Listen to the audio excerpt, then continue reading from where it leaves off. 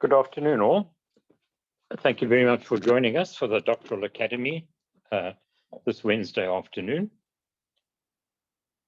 Our subject this afternoon, of course, is a very important one, and that is the issue of how to read a journal article.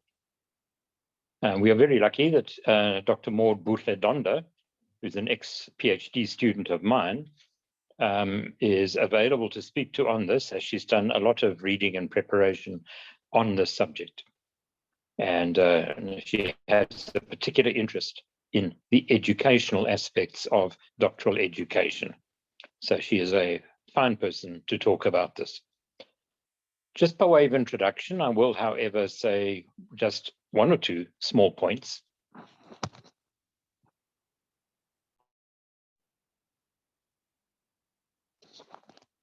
And that is really that in order to read an article well, you really have to be able to write an article well. That means that you need to be well versed in how a good journal paper is written. And secondly, you have to have an excellent idea of the scientific method. If you don't have such an excellent idea of the scientific method, it becomes extremely difficult to detect poor science. So with that, those few words of introduction, I'm going to hand over to Maud Donda. Maud, are you ready with your presentation? Yes, Prof, I'm ready. Good afternoon, colleagues. And I would like to share my screen.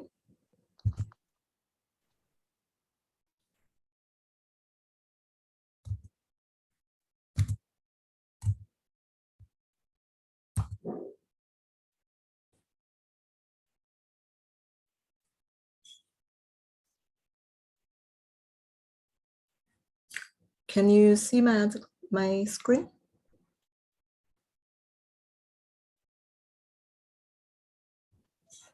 Yes, we can. Okay. Just a slight glitch.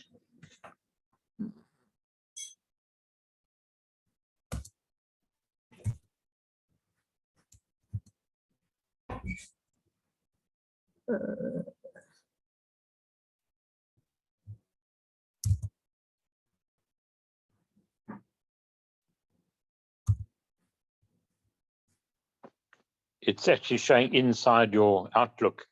You need to try and open it separately in its own window. Okay, that's what I'm doing now.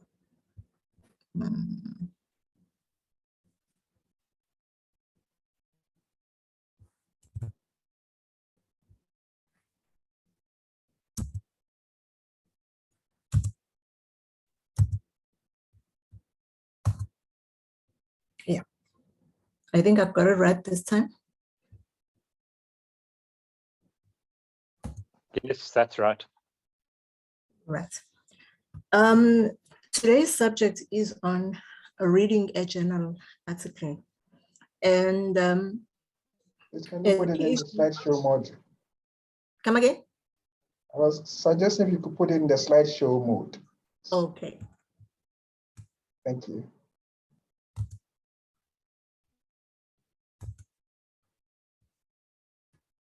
Okay.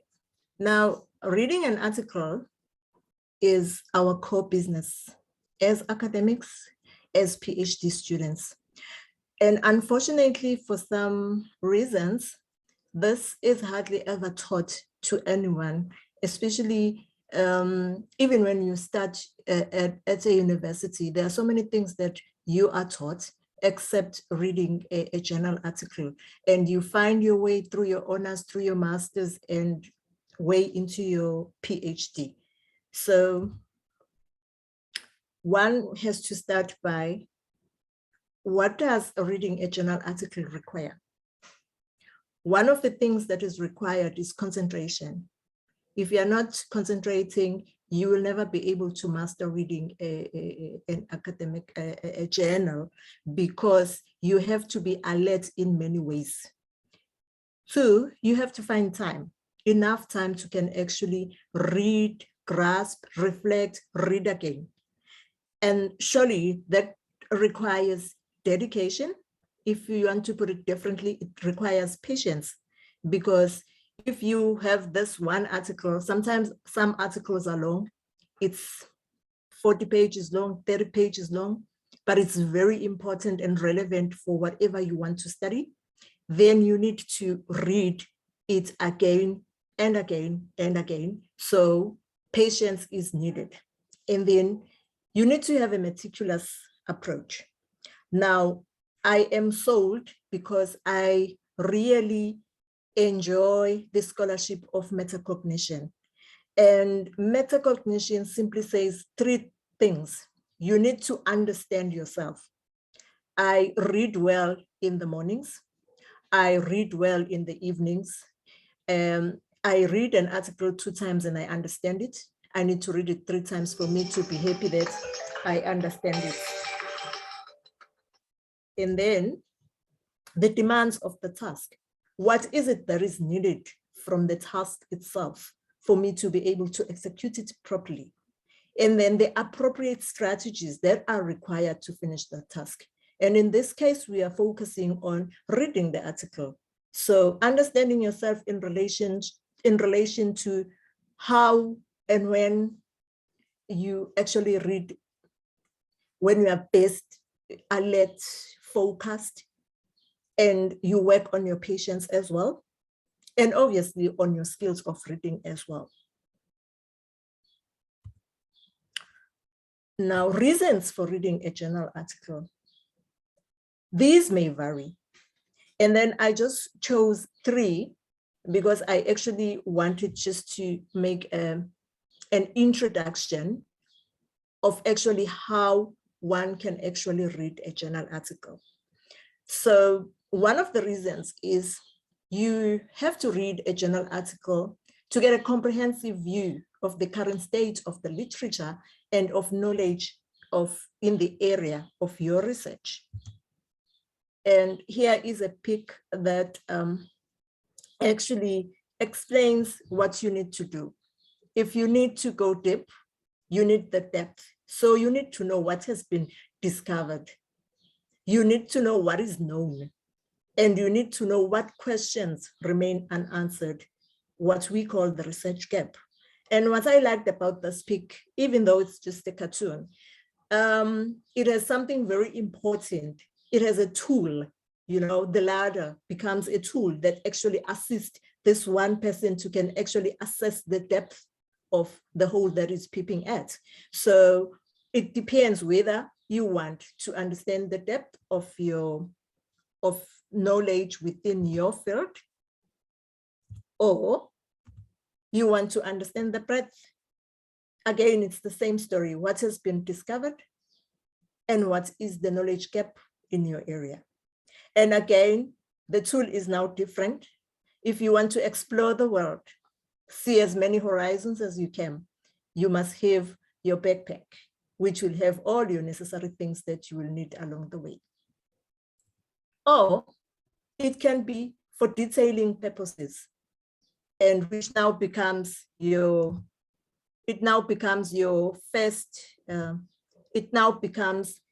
focus on your research project, which is different now from just wanting to understand what is happening around you.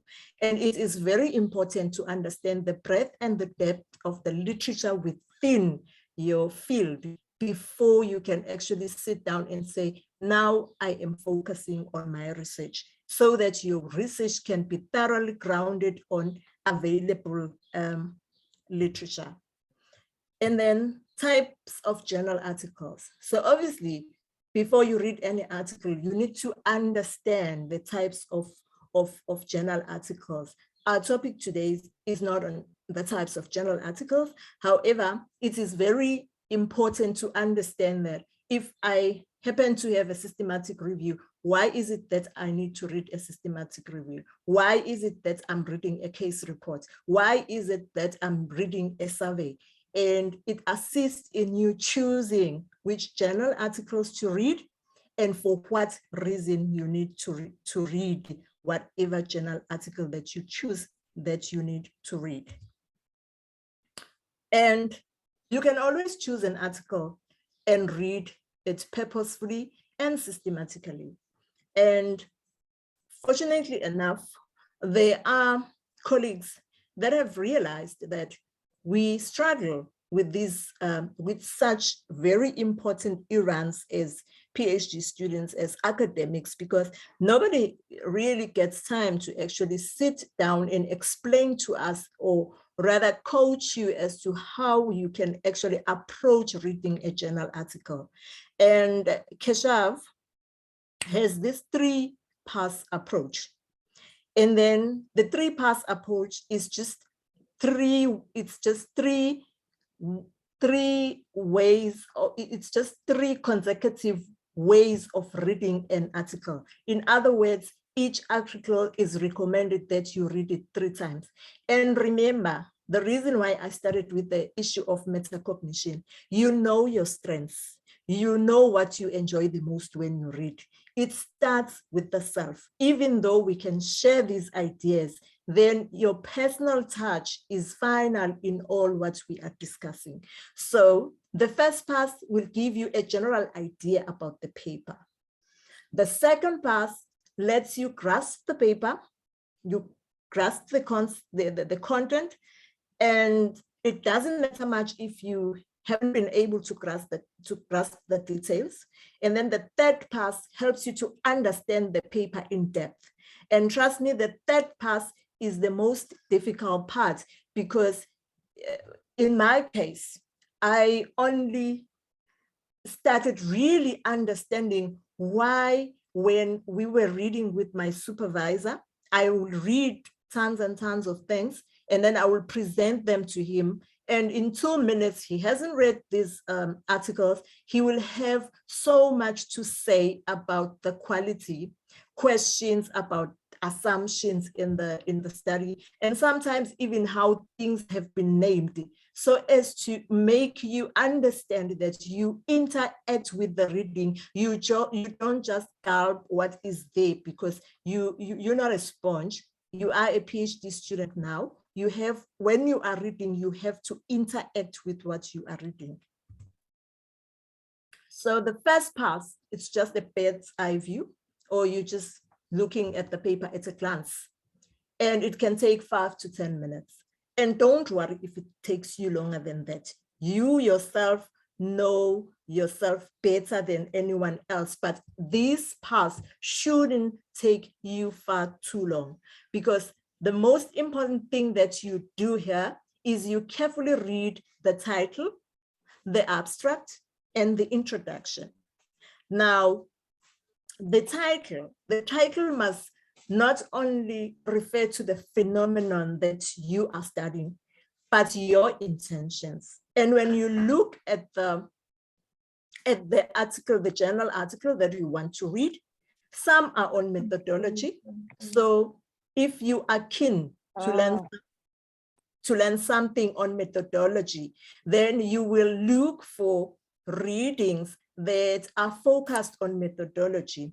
Or else, if you are just looking at a topic, a phenomenon, and then you realize that you've read an article and then the methodology was interesting, then you may divert and say, no, you want to focus now on looking at methodology. It depends what it is that you want to look at. And if it is literature review, then you know that you've got to follow mostly the debates that are happening within your field. And then the abstract. In the abstract, what you look at is, what was the study about? Your aims and your objectives. And then you look at the methods. How was your study conducted? And then you look at the results and their inferences. And you focus on the discussions as to what was concluded and exactly what are the inferences.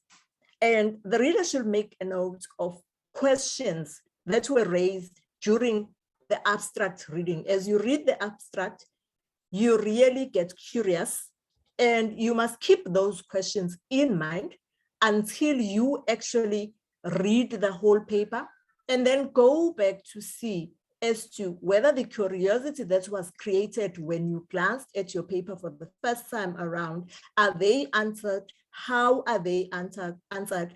And most of all, what does that teach you about your own writing skills? As Prof. Hift has alluded, it is complementary. The two complement each other. If you know how to read, then it becomes better. You become better at your writing. If you know how to write, then you read much easier. The introduction sections, the most important thing about the introduction is the focus of the research and the context in which it took place. And remember, if you are looking at obesity, if you're looking at obesity in young children, it will be different from looking at obesity in adults. It will be different if you're looking at obesity in a first world country and looking at obesity in the third world country. And more so, if you decide to look at it from different perspectives. If you are looking at it from a cultural perspective, it will be totally different from someone who's looking at genetics. So the context is very important.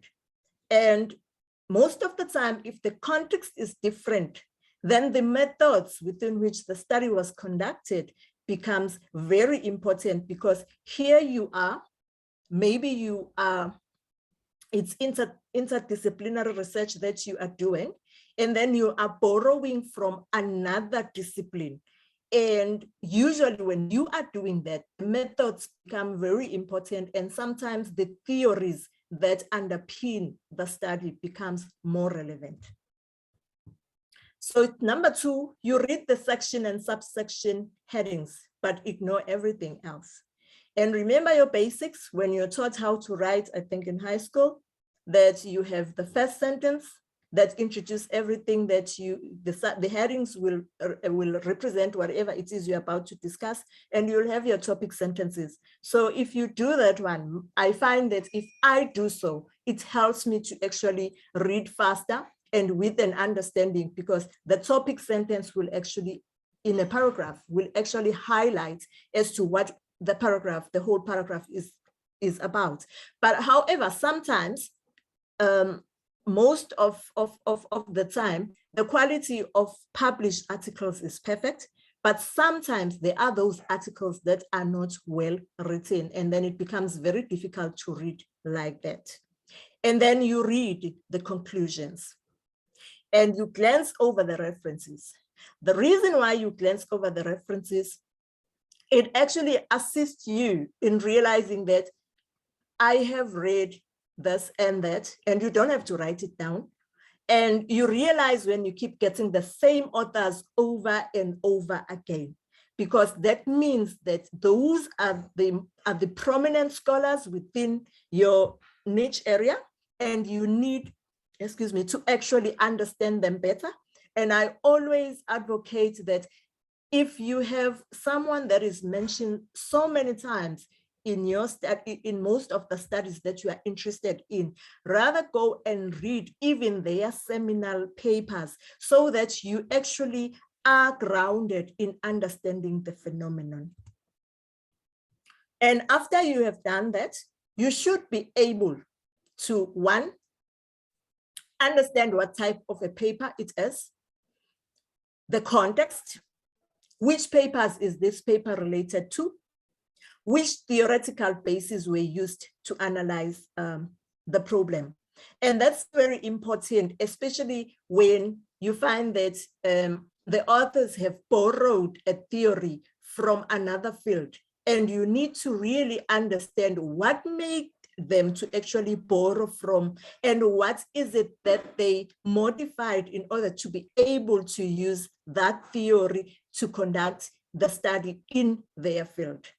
And the correctness of the information that is in the journal article that you are reading. This is what I was referring you to when I said that my supervisor, I would summarize something, or else just have 1 line or 2 lines about something that I have read that he had not read, but he'll have tons and tons and tons of things to say, because it comes natural with him to actually look at the assumptions and the assertions, and to ask yourself if this is actually possible. And I remember when I was doing my PhD, I was looking at the Cuban trained students, that their integration into the South African system. Now, there was a paper by reputable authors, and the assertion, the conclusion that they had made was that the Cuban trained students were more willing to perform most of the procedures without supervision. And then I realized that, and then the paper did mention that they were comparing 6th-year Cuban trained students to 4th-year South African trained students.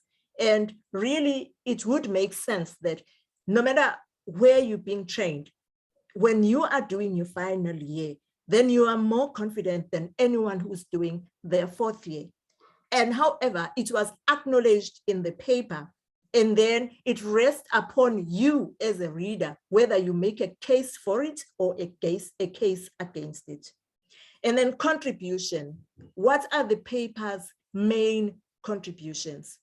And when I was looking at clinical reasoning in medical students, I came across an issue, or a paper that was published on how do people learn. It was written by Bransford and Squires.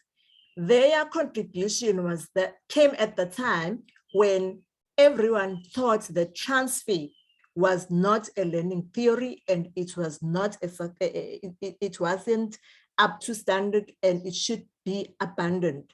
Just transfer simply means that you learn something here, and then you go in a different context and you apply it there.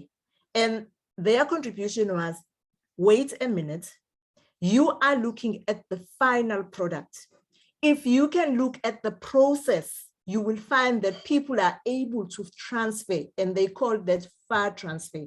And they said for anyone to be able to learn something here and be able to perform accordingly later, one has to read more articles, one has to get more experience, then the person can actually transfer out. And that is how they changed the whole understanding. And they therefore advocated that transfer of learning is a very good learning theory, and it should not die, but it should be improvised, and people must really take their time to understand what it is. And then, is the paper well written? And as you read, you come to realize that this is a good paper, this is not a good paper. The second pass can take 60 minutes. And again, the same issue comes, that you gotta know yourself whether the 60 minutes is fine for you. And it doesn't matter, you can take more at the beginning, and it comes naturally as you progress with your PhD or your academic career as a whole. And the one little joke that I have is that I've got an old group of friends from high school to varsity to matured adulthood. So usually they send prayers in the morning. And this one day, somebody sends a prayer, and then I respond, obviously, amen and amen. And one of them said, no, this habit of yours is getting worse. You don't read these things, you just say amen. And it was like, okay, I do understand, because if I sit with my supervisor, and for some reason, because this is the core paper that we have to discuss, then we read together, I would battle. I'll be literally panting after him, because he'll just like, move the screen, move the screen, move the screen. So with habits, as you read, you become faster, you become more efficient. So don't worry if you feel like the 60 minutes is too small as a beginner. And intermediate, of course, you're gaining speed, but the 60 minutes may be short. So you read the paper with great care, but you ignore details such as proofs.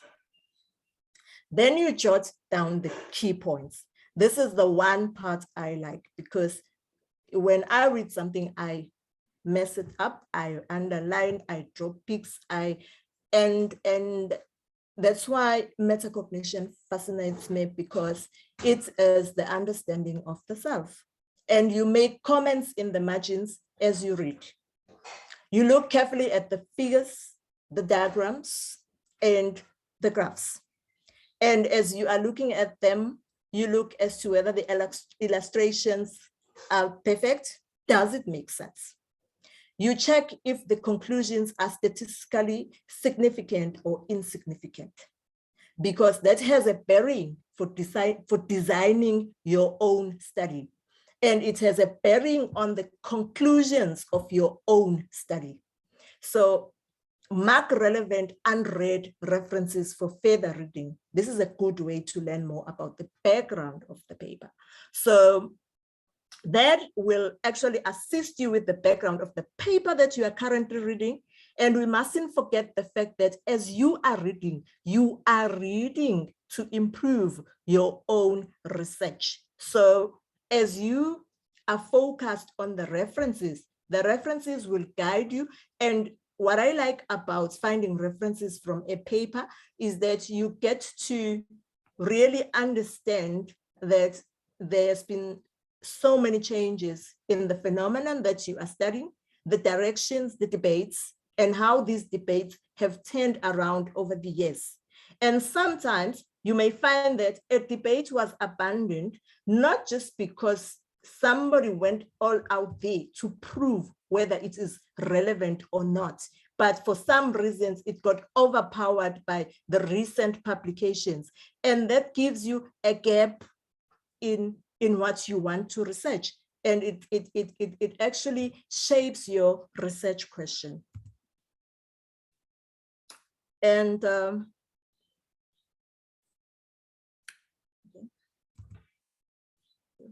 is it stuck now? Right, and then you look at materials and methods. You check if the methods were appropriate and the materials were appropriate. You check how the experiment was carried out, and was there enough information for you to actually understand how the study was carried out. And then you look at the number of participants, you look at their categorization, you look at the sampling methods, you look at the inclusion criteria, and you look at the exclusion criteria.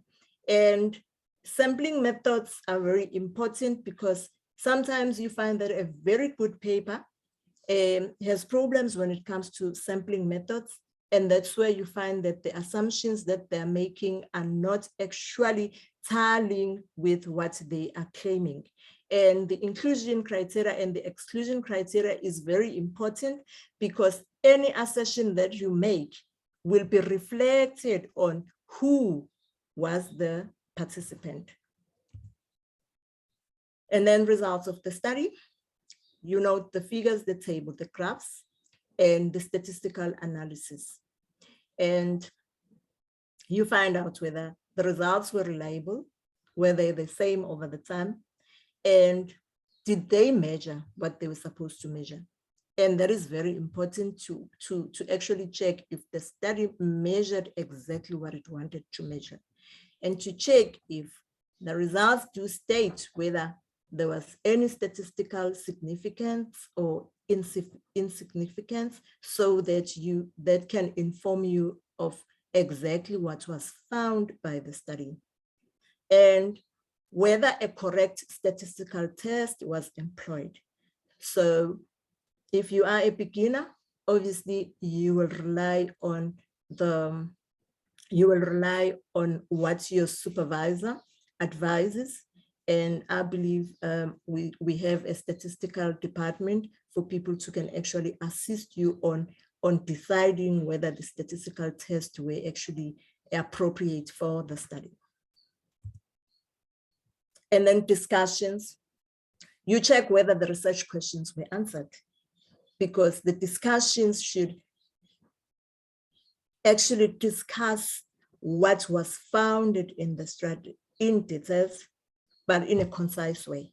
So you focus on the meaning of analyzing and interpretation of the data. And in most instances, you find that in the discussion session, there is where authors would refer that similarly in another study done by author so and so and so, this is what was found. And then they will also say that a study that was done by author so and so found that this was not the case in a particular study. So that becomes very important because it makes you to actually follow the debates that are actually happening in your field. And such discussions can actually inform your literature review because you're following the debates, and then obviously this contributes a lot to your literature review. Note and think deeply about the strength, the limitations, and the shortcomings of the study. And you should provide suggestions about areas that need additional research.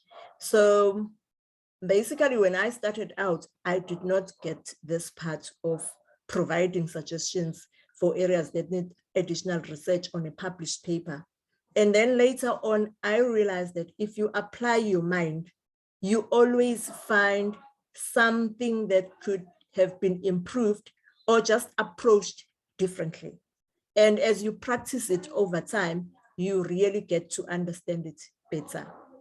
And then are there new theories or hypotheses that are in the discussion? And the gaps, obviously, will have suggestions. The gaps will actually give you a clue to gaps for future research. And you can always then shape your own research based on this or support the reason. It can even become the rationale of your own study. Because if something has not been found, you know, whether it is significant or insignificant, then again, it can inform your hypothesis for your own study. And then reading the conclusions, you just go for, and you read it again, obviously. What answers were found, highlight areas that require further research. And when you look at areas that need further research, it becomes a benefit to you as a reader. You can refine your own research topic, and it will place your research to be well-grounded in the existing literature. But what you need to guard against is when you are looking to refine your own research, you should use the most recent, literature, lest somebody else has made a totally different discovery and you're still claiming that there is a gap. And again, remember, some gaps are in methodology, and it's not necessarily a gap in studies that look into the phenomenon we are interested in. And sometimes some gaps are contextual, where something has been researched in first world countries and some things have been researched. It's very rare that you find something that has only been researched in third world countries and not in first world countries.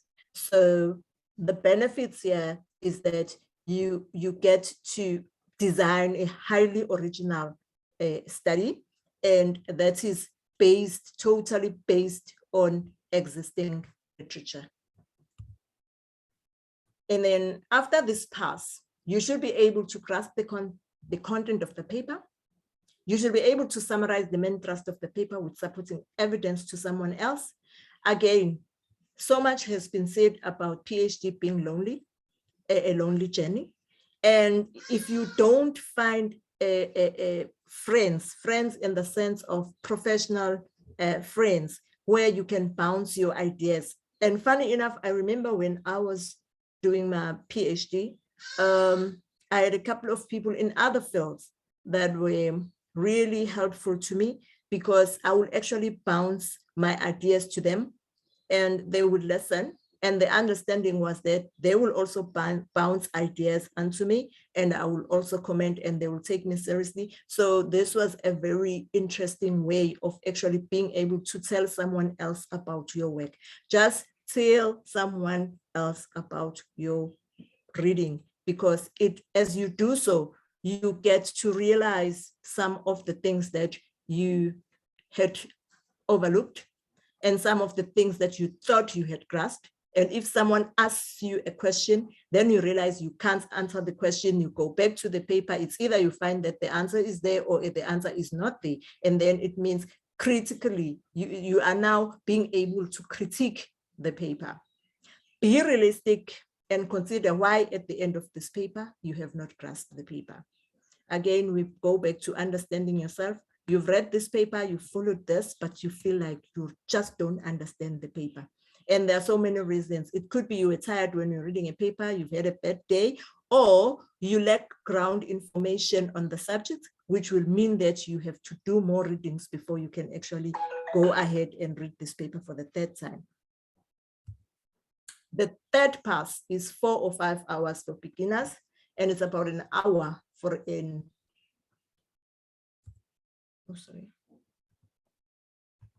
and it's about an hour for an expert. I must say that the third path, for me personally, I'm still battling with some of those things, because basically what it means is you must read a paper as if you are a reviewer. And obviously for a beginner, it will be a little bit hard. For an intermediate, yes, you can tick most of this. And then when you are an expert now, you can actually tick them all. And what I really find is that if you are actually talking to anyone who is a professor and you're talking to them about a reading that you have read, they always jump into these questions.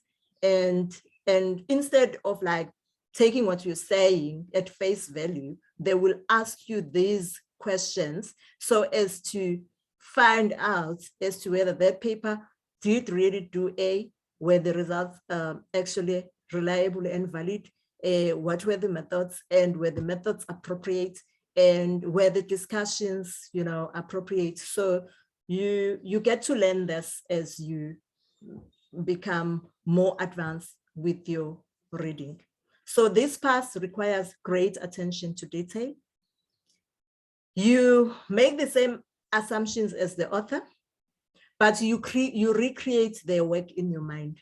Suppose they were not doing it with young children, they were doing it with adults. Suppose they were doing it in a third world country. Suppose they were doing it in a second world country. Suppose the participants were not children, they were grannies. So you actually have your own visual, representation of their study.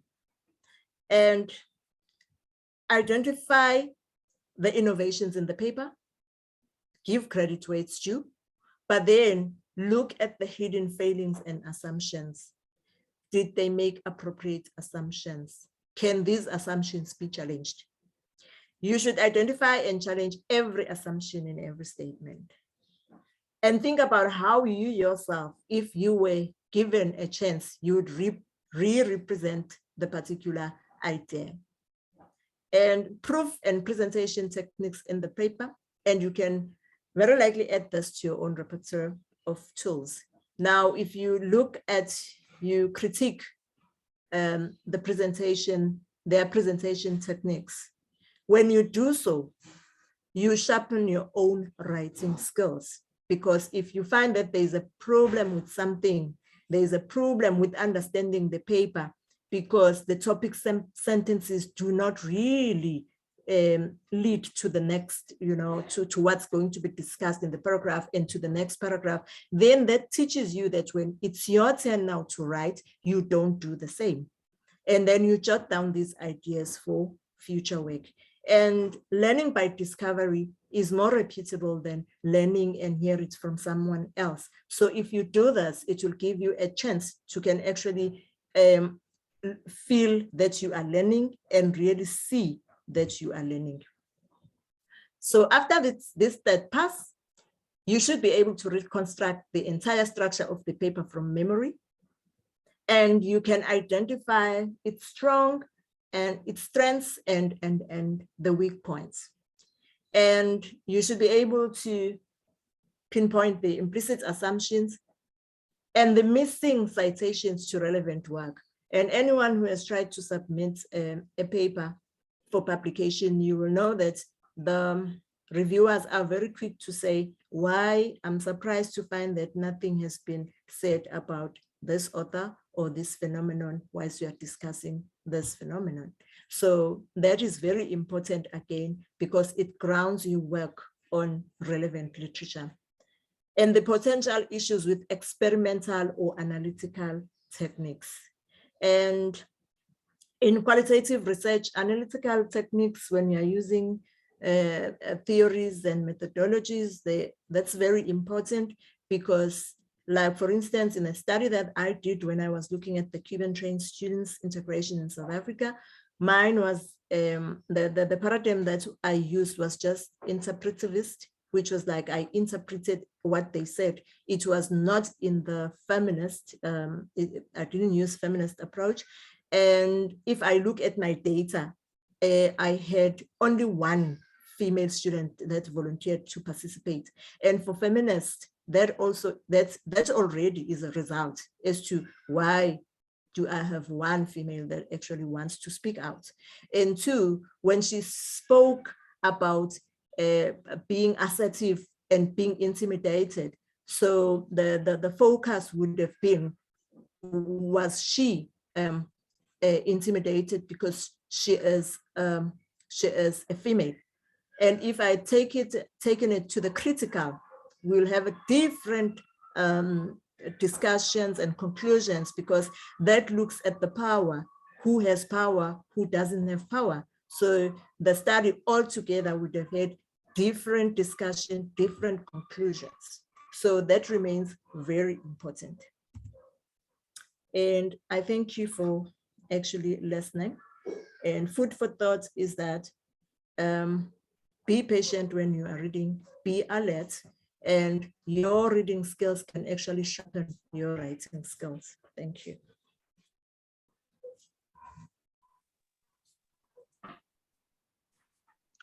Thank you, Buhle. That was very good indeed. I even learned a lot from it myself. It was really right at the end that you mentioned your own interpretivist bent for your work. But the bottom line is that every single thing you said applies to all research, whether it be the quantitative, positivist, typical scientific type research or interpretivist. So it is extremely critical that we bear these things in mind. Now, there are a few points I picked up from your talk that I'd like to expand upon. The first is time. You've talked about reading a paper 5 minutes, then 20 minutes, then 60 minutes, adding up to 1.5 hours per paper. Now, obviously, if the literature contains hundreds of articles, it's impossible for anybody to spend that amount of time on one paper. So the first lesson there, of course, is that you do have to stratify what you read in terms of its, not just importance, its criticality to you. Allied to that is the fact, as you mentioned, that some sources are primary. In other words, people describing their own research and their findings, and other sources are secondary. People review other people's work and put it together. In editorials, experts overview a field and comment generally, or give their own interpretation of somebody's research, etc., etc. So my line there is, the more critical the paper is to your deep understanding of your field, the more you have to subject it to the very, very, very detailed analysis that Maud outlined this afternoon. On the other hand, if it's not as critical, maybe you're just looking for something that you need to apply, then a shorter reading may be appropriate, or it may be appropriate to look for a summarized version of that sort of field. In other words, an editorial, a review paper, something of that sort. If I use my own example, my own research field, was porphyria, which is a small field. But even this weekend, when I was away in the Drakensberg, I was being consulted by doctors in Egypt on how to manage their patients, etc. So at that level, when I read a paper on porphyria, there's no way I can rely on second-hand work, other people's reviews of the field. I have to go down to primary sources and read in the sort of detail you've mentioned.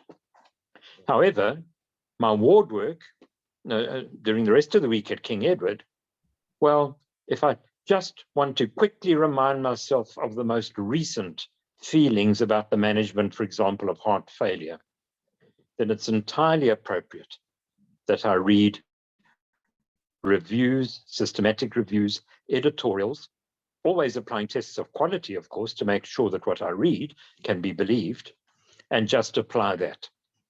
It's not necessary. If I just want to make sure that I am up to date with the treatment of cardiac failure in my patients, it's not necessary for me to drill down into the minutiae of the most tightly focused technical papers, looking at molecules on which was the work that led to the drugs that are in use today being discovered, and so on. There's absolutely not enough time for that. So choose the sort of papers that require the in-depth approach and stratify for yourself those where a more superficial reading is appropriate. That was my first point. My second point is you will have gathered that every time you read a paper, you're actually trying to answer two questions. The first is, what does this mean for me? What have I learned from it? What can I apply that I've learned from it? That, of course, is very, very important. But the second very, very important question you have to answer is, but can I believe it? Do I agree with the conclusions of this work? And there may be many reasons for not agreeing with it. The first, and it's extremely sad, it's becoming increasingly clear that the scientific literature is rife with scientific fraud. It's actually as bad as that. Scientific fraud means that somebody has actually made up the research, or made up the numbers, or altered the numbers to suit a particular conclusion, or suppressed data to support a particular conclusion, or what have you, deliberately. It's turning out that that is far more common than we thought. One of the debates that I've been following, and maybe some of you too, had been this whole story about the use of ivermectin to treat and prevent COVID. And all of these things I'm talking about are well illustrated in the COVID debate. Some of the initial papers were so overwhelmingly pro-ivermectin that other people were saying it was totally unethical not to treat with ivermectin. When people wrote meta-analyses that showed that ivermectin was extremely effective. When other more critical people came along and analyzed those original sources, it was found that the two papers that showed the largest effect were actually fraudulent. Numbers had been made up, and in the second case, patient data had been copied from one patient to another, and there were other huge inconsistencies, such as the dates of patients' admissions being before the time the trial officially started, etc., etc. And when those meta-analyses were rerun minus those papers, suddenly the effect of ivermectin disappeared. So fraud is a major problem. But the second problem is that people reach the wrong conclusions. Firstly, because of bad science, experiments are not properly conducted, and therefore they draw the wrong conclusion. I'll give examples of that.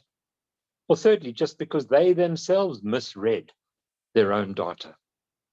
And somebody else looking at them may say, but I disagree with them. And it's not always a negative thing. Sometimes it's, these authors said this didn't work, but when I look at it, I think it does.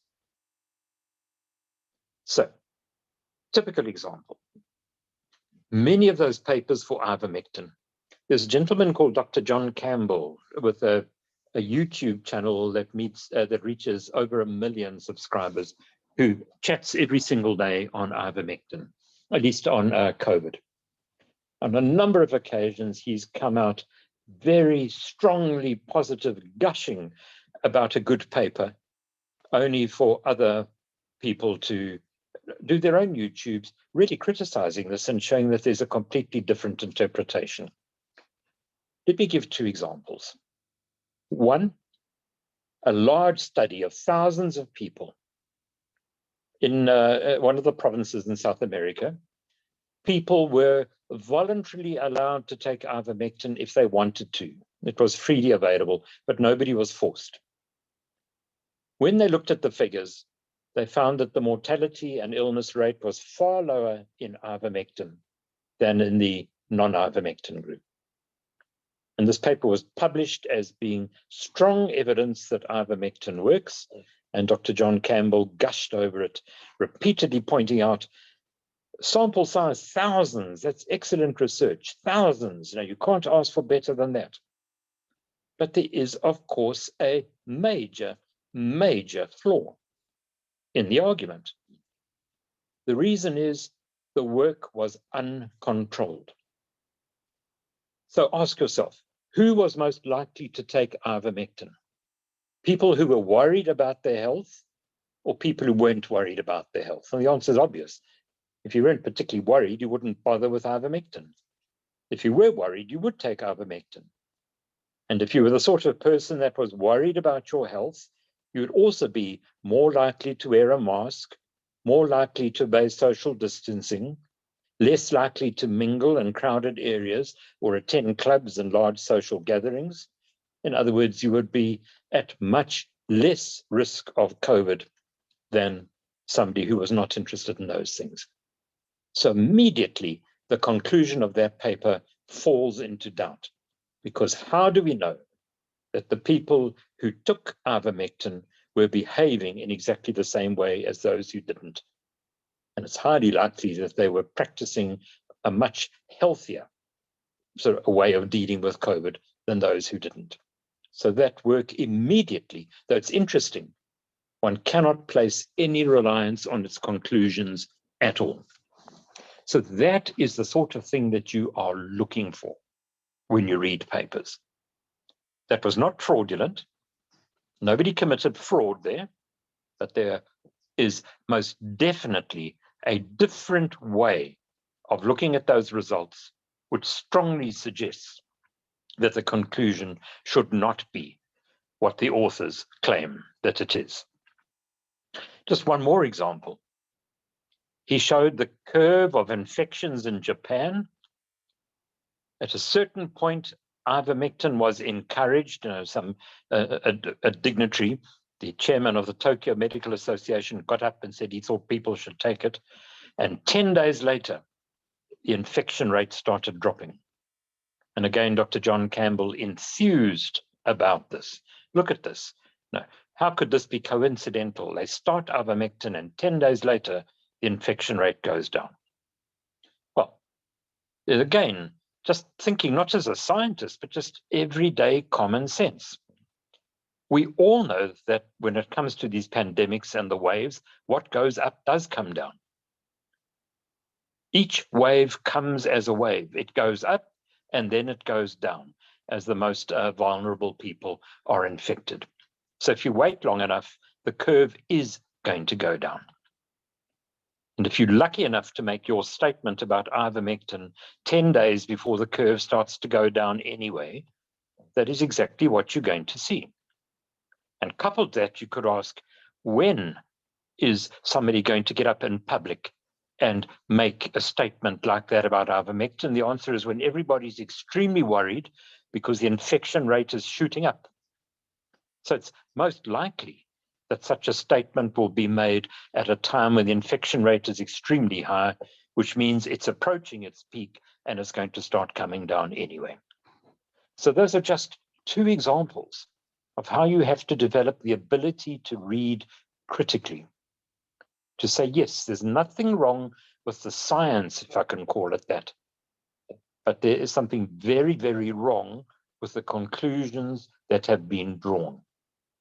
The authors should have stated, because this was uncontrolled, it's entirely possible that such a result may have been obtained, even, for example, in the absence of ivermectin. So that really is the major second point I wanted to make. The first is choosing your articles that you need to read in that sort of depth. And then the second is the ability to decide whether what's in the article can or should actually be believed. But just in closing, I just want to make one final point, not quite so much about this, but about the point that Maud made earlier, which I've often heard. Okay, look at the field, what is known, what is unknown, that's the research gap, that's what you put your PhD. That's all well and good. But if you take the reasoning that I've just been sharing about the wrong interpretation placed on research and on science to that, you realize that it's a very superficial statement, what is known. Because often what we think we know, it turns out subsequently we do not know. We've misinterpreted it. We've misunderstood it. And there may be a wealth of good research waiting to be done in these so-called areas that are known. One of the points that's been repeatedly made is that science is meant to thrive on duplication, repetition, corroboration, and of course, can't think of the word now, the opposite of corroboration, where you actually find the opposite result. So true science is meant to be that you do your experiment and publish it. So I go and do exactly the same experiment and publish it. If we both get the same result, that's good for science. If I get a different result, then there's an issue that has to be resolved. The trouble is that it is not happening enough in science. And that's because of the very human reasons that people want to be the first. So they want to do something new. And in parallel with that, the journals want to publish new things, not rehashes of old things. And of course, the same with funding bodies. Don't really want to fund what they think is known already. They want to fund new stuff. And that is one of the reasons why misconceptions can sit around in science for a very long time. And even fraud can sit undetected for years. Okay, so thank you very much for joining us. And we are open if there are any comments in the chat or discussions. I'm using my phone at the moment, but let me try and have a look at the chat and the Q's and A's. Thank you for listening to us, and let's hear it from the floor.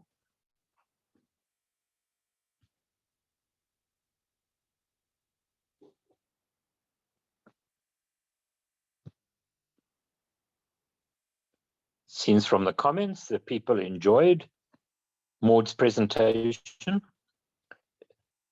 Recorded copy of the session, yes, a few days after the session, it all goes onto the UKZN YouTube site, so you should be able to find it there.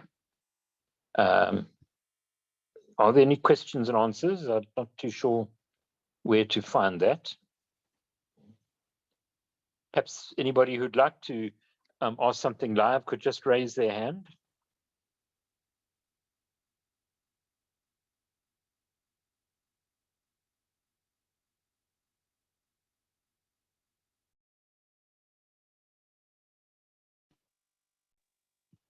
I think I saw Elliot Makatini's hand up.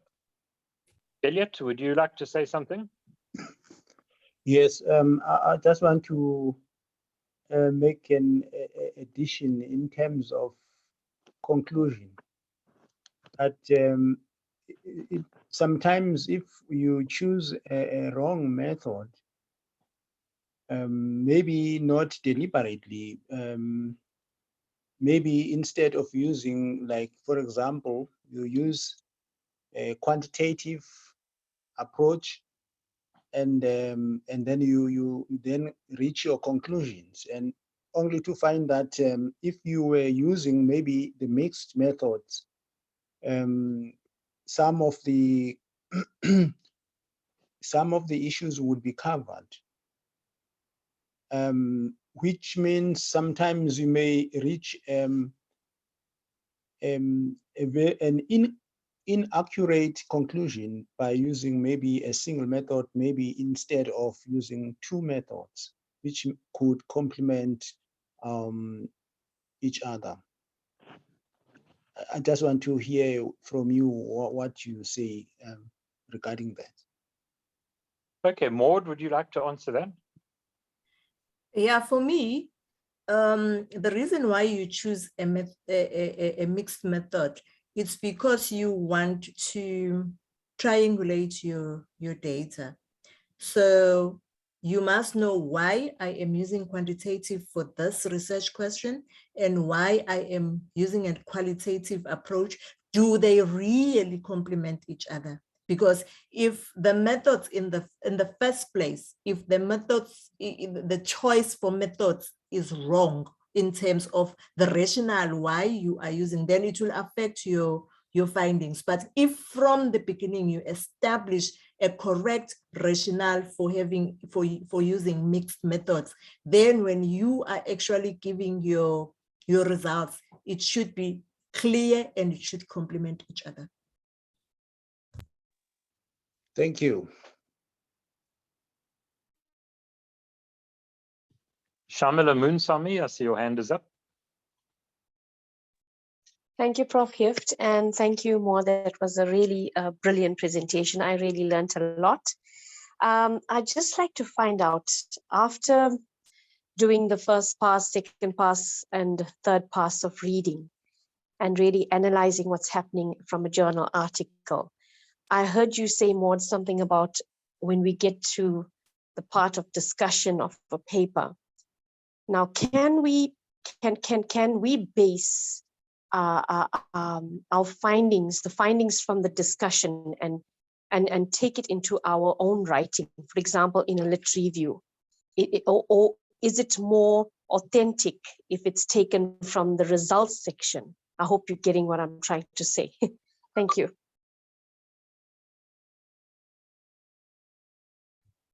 Prof, can you get that one? Because I'm not sure whether I'm getting the question right.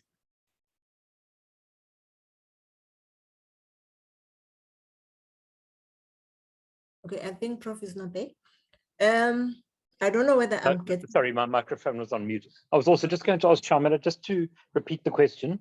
Sounded good, but I was slightly confused as to what she's asking. All right, okay, so let me just try and explain it.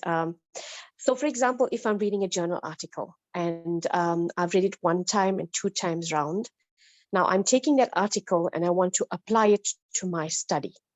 I find the meat of the article more appropriate for me under the discussion section compared to the results, where you actually get the statistical information and, you know, the graphs and all of that. So would it be more authentic if I focus my application of it from the discussion section of the journal article I'm referencing from? I hope that makes it a bit clearer, Prof. Okay. I guess it all depends on what exactly it's that you want to do with it. Normally, you know, when one references a paper, or doesn't reference a particular part of it. You just reference the paper, which is everything that's in the paper, including results and discussion. It can be a little different in some of the social sciences, where references actually contain a page number, particularly when they reference books. But the first point, of course, if you're going to reference the discussion, you have to believe the discussion. You have to believe that the discussion is correct. And if the discussion is directly on their results, then you cannot do anything but look at their results to see if you agree with their interpretation that's come through in the discussion. There are, of course, however, plenty of times when interesting points are made in the discussion that are not directly based on the results, but are more general, as the authors talk about contextualizing their results, in the bigger picture. And there, I suppose it is quite appropriate not to worry too much about the results. In some ways, that's almost like referencing a review article. So again, you have to be absolutely certain that the authors have correctly summed up the rest of the field in their discussion. So the answer to your question is it all depends on which part of what's in the discussion you want to use. But if it is based on the results, then you have to look very carefully at the results to make sure that you agree with the conclusions drawn on those results. I hope that's helped. Perfect. Thank you, Prof.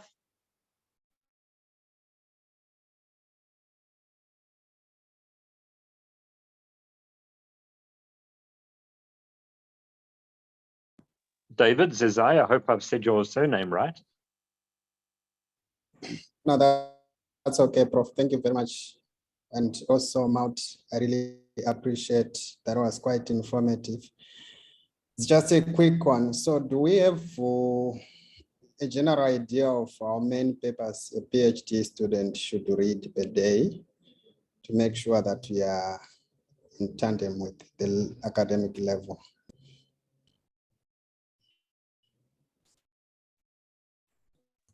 Maud, would you like to comment on that one? Yeah, my personal experience is that when you read and you read with an open mind, you keep being directed into other readings that you feel you're compelled to read. And remember, like we mentioned in the beginning of the presentation, is that you read for a reason. So the reason must be factored in as you are reading so that you don't end up reading everything that you come across. And as you read, you tend to, if today you're reading a paper and you really feel like I'm interested in this method, then obviously it means what comes next is for you to sharpen your skills under that method. And then you'll read as much as you want. And remember, when you are reading, you keep on reading and reading and reading. You have to decide as to where is your end point, because if you don't, you can read forever.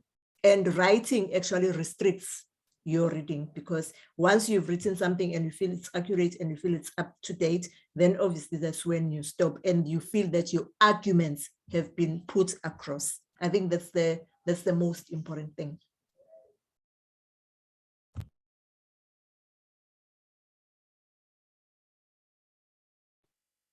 Thank you. Okay, thank you. I see a comment here. When will you present mixed methods?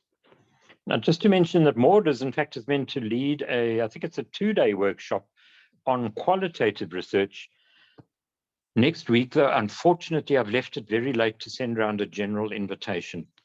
So I'm going to discuss this with her tomorrow morning, and I think we'll probably move it back a week or two. So that means in a week or two, or 3, Maud will be presenting a 2-afternoon seminar on qualitative research more generally. And that, of course, is part of mixed methods. But perhaps we could ask Maud to comment both on how you can help with qualitative research and also on whether we should be having a specific course for mixed method research. Maud, could you comment? Yeah, I think it makes sense to have a mixed method course. So we will do the qualitative research, and then obviously for the mixed method, we can collaborate, and yeah, so that people can really get the grasp of the differences that are there. Though the differences are just nuanced when you're actually using a mixed method, but then it would be good just to have a session that really focuses on that.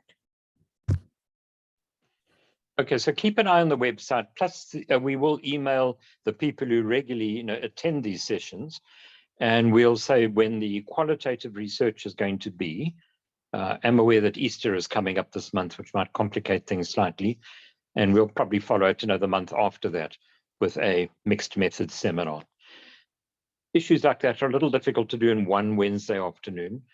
So, our vision, for the Doctoral Academy, it's a combination of these 1 hour sessions with what we call short courses, which will be 2, 3, or 4 days of 2 to 3 hour sessions, where we can go into a little more detail about issues that require more detail, if we put it that way.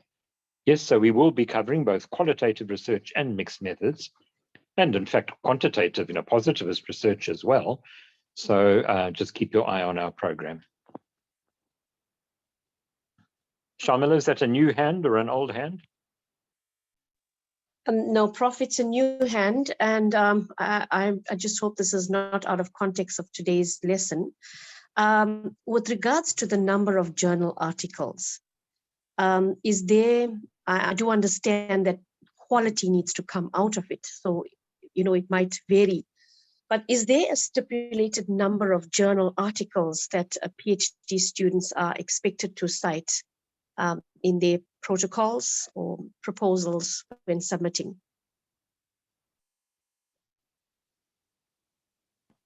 Perhaps I could answer that one. I want to make a statement very forcefully, Shamila, because it applies to everybody. Yours is a question that comes up repeatedly in different guises, and about the number of references or the amount of reading, or the number of papers that must be written for the PhD, or what is. So I want to make a point forcefully, but without in any way being rude or unkind.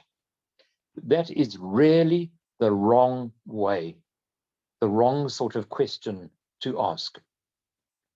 The reason is the whole concept of the PhD is to get you to be a master, I hope that's not sexist, a master or mistress of your field, a leader in it, a wide understanding of it.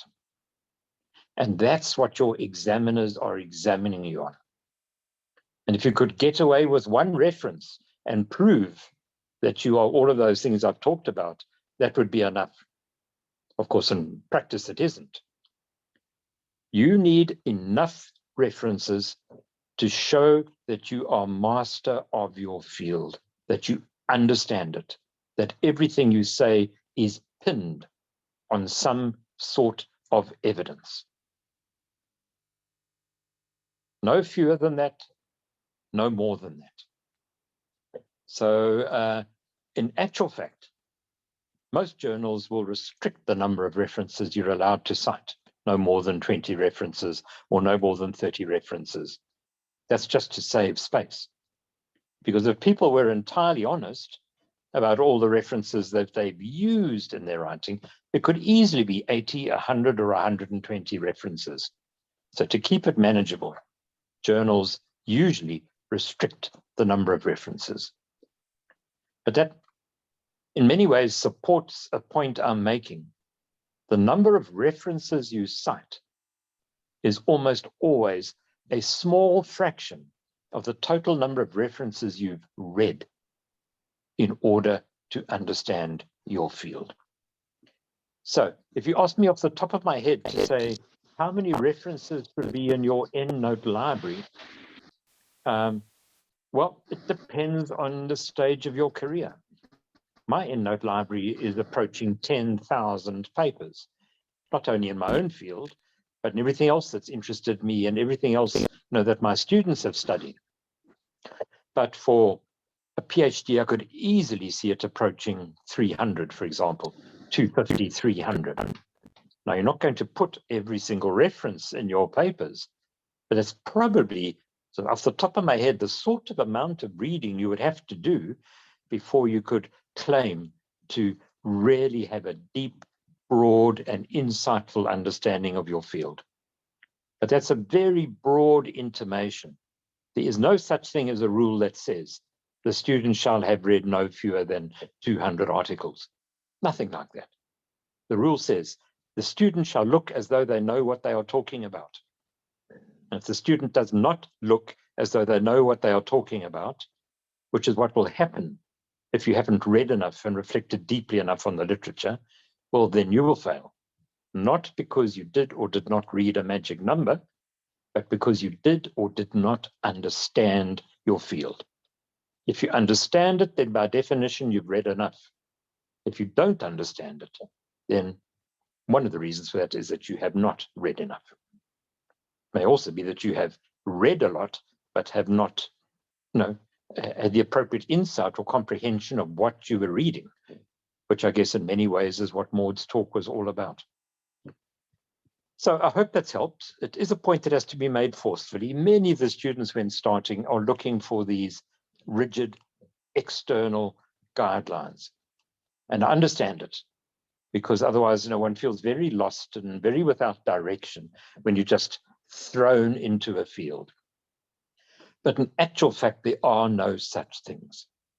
We really just have to point you and say, start reading, and it'll start becoming apparent to you yourself what reading you need to do, what reading is important, what reading is interesting, what reading appears to be a dead end, in which case you can start to read less of that and more of the other. The PhD is very different to any other form of education you've been exposed to. Everywhere else, there's a syllabus. By the end of this module, you will have covered the following, and you will have an exam which covers the following. The PhD, for obvious reasons, is just not like that. The PhD is not based on covering a syllabus and passing an exam. It's based on demonstrating that you have reached a doctoral quality and level of insight and thinking into knowledge, scholarship, research, of which science is one part, but not the only part. So it's all about this concept of having a deep, broad, accurate, appropriate, and common sense understanding of your field. And that requires a lot of reading. So I'll just leave it at that. But Maud, would you like to perhaps comment? Yeah, Prof, I'd like to say that in terms of reading, really, it depends on where your research is taking you to, and follow your heart, because the quality of your research get enhanced if you read a lot. But again, like Prof has emphasized, you don't just read for the sake of reading. You read something that adds value to your reading, to your study. Just to expand on that, there are numerous examples. Maud will tell you from her own PhD and from other PhDs we've done. Often, because they read broadly, they come across an interesting paper. Now, it's not a critical seminal paper in the field, and if you'd missed it and didn't cite it, the examiners will criticize you. Not that sort of paper. But it's a paper that just intrigues them and gets them thinking about something slightly different. And from that follows a whole new way of thinking about the interpretation of our results, or a whole new experiment or study that could be set up. So the lack of it would not have made your work invalid, but having it present has made your work much, much richer. I think that really is the way to see it as well. The more you read, the more interesting ideas will come to you on how to take your way forward, on how to interpret your work, on studies to conduct in future, and so on and so on. there is a tendency in talks to dumb it all down to being a rather simplistic process, you know, read in case somebody has already done it. It's a very restricted and rather negative way of thinking about reading. Read because you might come across something really exciting and wonderful that helps you to do excellent work and to enjoy yourself doing it even more. That is a much more positive way of seeing your reading. Some of my best candidates, I think I mentioned this before, have run into a problem. They have enjoyed their reading so much, the sense of becoming more and more and more powerful and knowledgeable. There's huge new insights that come to mind that they have difficulty in actually buckling down and getting on with the actual study itself, because they always have the feeling that there's just another paper around the corner and then they will have an even better understanding of the field. And they're probably quite right, that's true. But you know, for practical reasons, at a certain point, one has to start writing. The other thing I've noticed repeatedly with my students, before they even start the study, they have in many ways become experts in that field, just from the reading. They not only know the literature, but they have a much deeper insight into what the literature is saying than do many practitioners in that field. In most cases, particularly the more mature and the clinically qualified students are eminently capable of writing an outstanding synthetic review of the subject before they even start the work. By synthetic review, I mean not just repeating what other people have said, but actually giving very useful, novel, new insights of their own into what the field of the literature is actually telling us. And that's just because the breadth of their reading and the breadth of the insight and knowledge that has arisen from that reading before they've even started a single experiment or part of the study, whatever it is. So that's what it's about. It's about what Colleen Aldous is always calling doctorateness. It's not about tick boxes, ticking off, I have now read so many articles, please may I have my PhD. Okay, anything else? Right, I don't see any more. Oh, did we just check the chats? I see some comments.